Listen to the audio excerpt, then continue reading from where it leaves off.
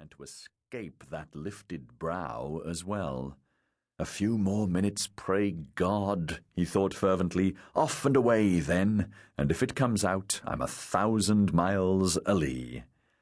I'd hoped to be in port longer as well, love.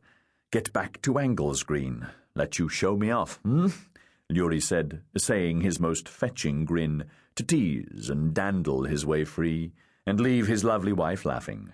Get everything settled before— Damn me, sir, down, get down this instant. What the bloody hell you think you're playing at, young sir? Mon Dieu, merde alors, Sophie gasped. Hugh, Caroline shrieked, baby, don't move. Lewrie's younger son had gotten away from his watchers once more, and had scaled the starboard mizzenmast ratlines again. This time he was halfway to the fighting top. Alan sprang to the bulwarks, getting a foot up on a carronade slide carriage, then the blunt iron barrel to swing into the shrouds and go aloft. Hang on, lad, don't go an inch higher, hear me? Taut as the mizzen stays were set up, as tensioned as they were through the dead-eye blocks, the shrouds thrummed and juddered as Alan fearfully climbed, ratlines quivering with each rushed step. But, Daddy, Hugh protested. Aye, he did have a good grip on stays and ratlines, leaning into them.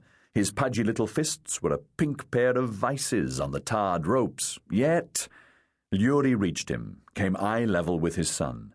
I told you, he panted, fuming. I told you you will never do this. It's for seamen, grown men.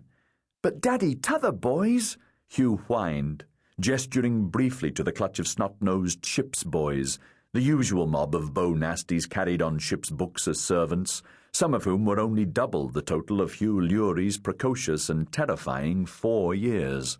Down, I say, Lewrie barked. Now, and carefully. Oh, Hugh grumbled, casting one more wistful glance aloft to the topmast truck, which had been his intent. Well, at least the crosstrees, if truth be told. On deck at last, smudged with tar and slushes, Caroline knelt at his side in a twinkling, to coo and fret, wondering whether Hugh needed cosseting or another sound thrashing, for foolishness and for smutting his best suit of clothing, if nothing else. Monsieur, pardon, Sophie reddened. I take my eye off him just un moment, et forgive, please. I could use this, Lewrie thought, though wishing to tear a strip off her hide, as he would the merest menial. No, he decided, jape his way out, tug at her heartstrings and her remorse. 1,000 pardons, Captain, Lieutenant Ralph Knollys said, doffing his hat in concern that he might be found remiss. I should have assigned a hand to shepherd the lads. A topman, it appears. A topman indeed, Mr. Knollys, Lewrie grinned. Damn me, he's a little terror, isn't he? Now you know where the next sailor in the family's to come from, eh? Indeed, sir. Knollys smiled in return with infinite relief. Mademoiselle Sophie, Lewrie said, turning to the girl, of course you're forgiven. Nothing to forgive, really. As you become more familiar with us, you'll learn that Hugh will ever be a mischievous little imp and a prankster. You must watch out for that, so he doesn't use you ill, as boys are wont to do, with sisters.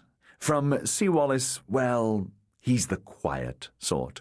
I'm hoping you'll be a civilizing influence upon Hugh, and an edifying one upon Seawallis, as one more beloved member of our house, dear as an elder sister.